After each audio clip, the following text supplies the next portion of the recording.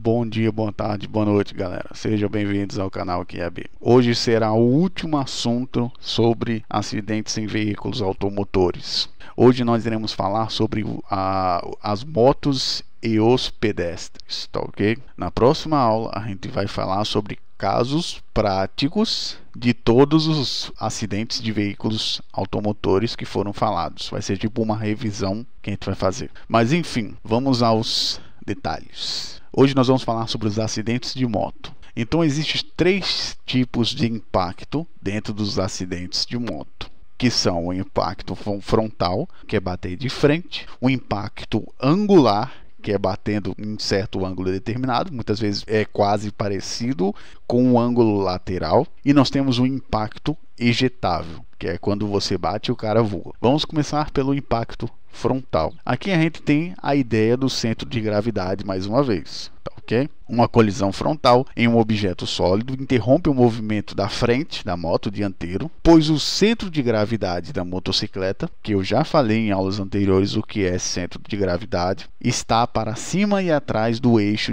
dianteiro, parte do motor, que muitas vezes se torna um ponto pivô em tais colisões. A motocicleta se inclina para frente e o motociclista pode colidir com o guidão. Isso aqui é muito normal de acontecer no impacto frontal, que ela ir ela se inclinar por causa do ponto do centro de gravidade dela na hora de uma batida. O piloto pode perceber lesões na cabeça, no tórax, no abdômen ou na pelvis. Dependendo de qual parte anatômica, primeiro impacta no guidão ou em outro objeto, pois é muito normal você sofrer o impacto do guidão. Se eu fosse dizer, seria a primeira parte, nem a primeira, vamos dizer que assim, dependendo se for um carro, a primeira parte vai ser a cabeça.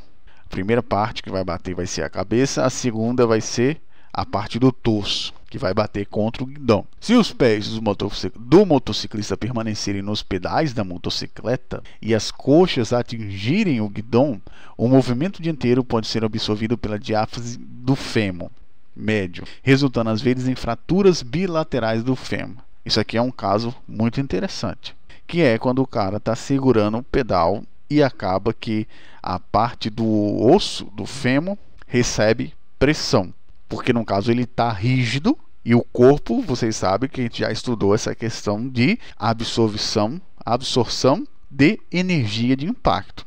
Então, se ele está rígido, vai ter um acúmulo de energia que vai passar pela parte rígida. Então pode ocorrer a mesma coisa do acidente baixo. Não sei se vocês se lembram do acidente baixo do impacto frontal de um carro, onde existem lesões no fêmur e até deslocamentos do acetábulo. Pode chegar a ocorrer. A interação entre a pelve do piloto e o guidão pode resultar em várias combinações de lesões ósseas ou até lesões dos ligamentos. E essa sínfise pública aqui é o butico, tá certo, galera? Essa parte aqui. Enquanto o anel pélvico posterior abre como uma dobradiça de um livro. Daí o termo lesões pélvicas em livro aberto. É o butico que ele está falando aqui, tá certo? Capaz de abrir ele. Tais lesões podem resultar em hemorragia intrapélvica, essa é perigosíssima, com risco de vida. A aplicação imediata de uma cinta pélvica, eu já mostrei para vocês em aulas anteriores, que é uma cinta que bota na pelve. É importante, se não tiver essa daí, aí tem que fazer com EVA ou alguma coisa que dê para isolar a cintura pélvica, a parte pélvica. Poderia ser uma medida de salva-vidas. Esse é um grande exemplo de aplicação no campo de avaliação cinemática que leva a uma intervenção potencialmente que salva vidas. Então isso aqui é uma questão importante, para vocês verem a diferença que existe entre você estar com o pé rígido de você não estar na hora de um acidente. Vamos agora falar sobre impacto angular.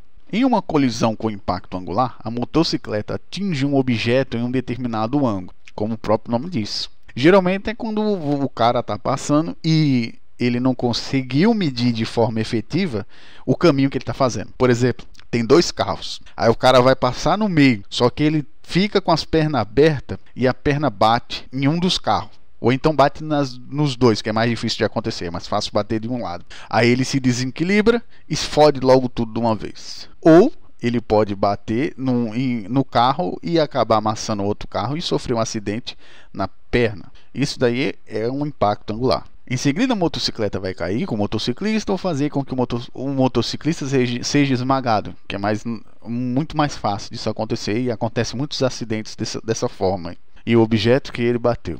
Lesões dos membros superiores ou inferiores podem ocorrer. É muito mais frequente lesões dos membros inferiores. Que é o cara com a pernona lá, parece que ele está com o saco inchado, aí fica com as pernas para fora, resultando em fraturas e lesões extensivas dos tecidos moles. Lesões nos órgãos na cavidade abdominal também podem ocorrer como resultado da troca de energia. Não é tão normal, a não ser que ele vá com tudo, que seja muito... Isso daqui é muito difícil de acontecer, mas não é impossível. Do cabo quebrar a perna e ir contra o carro jogando o abdômen. Pode acontecer, mas não é tão fácil assim. É mais fácil o cara ser arremessado e o carro passar por cima quando acontece esse tipo de acidente. E por último, nós temos o impacto ejetável. Devido à falta de restrição, o piloto ele vai voar. O que é essa falta de restrição? É porque não está dentro da porra do carro. No carro a gente pode ver, por exemplo, dentro do impacto frontal do tipo cima-baixo,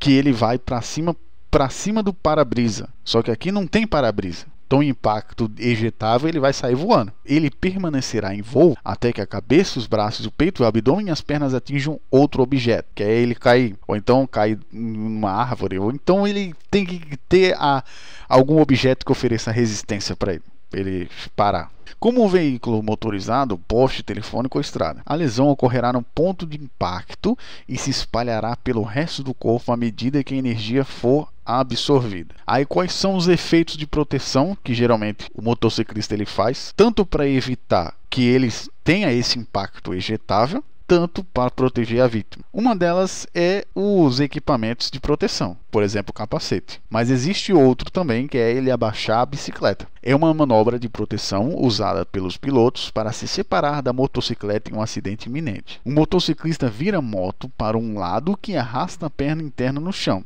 Ou seja, ele inclina. Na hora que ele não só inclina, como ele vira a moto e se inclina. Essa ação atrasa mais o piloto do que a motocicleta para que o piloto se afaste da moto. O motociclista deslizará pela calçada, mas não ficará preso na motocicleta e ela vai se embora. E o objeto, aí ela vai se atingir com o objeto. Então isso aqui é um jeito. Com essa manobra, os pilotos geralmente sofrem escoriações, conhecidas como escoriação rodoviária, e pequenas fraturas, mas geralmente evitam lesões graves associadas a outros tipos de impacto, a menos que atinjam diretamente o outro. Então essa é a medida de proteção em último caso que é usado, que é você virar a moto e deitar, para você conseguir se livrar da moto, para não ter um acidente pior. Vamos agora aos pedestres. Acidentes com pedestres. Os ferimentos em acidentes com pedestres variam de acordo com a altura do pedestre e a altura do veículo. Então existe uma variação na questão se é um ônibus, por exemplo, uma criança, um adolescente ou um idoso. Existem diferenças de tamanhos.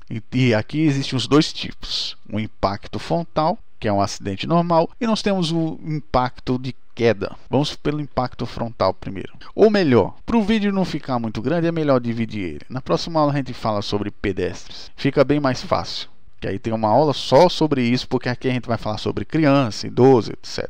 Então, para ficar melhor, porque tem um vídeo de 20 minutos, a gente faz na próxima aula. Então, até a próxima aí, galera. Valeu!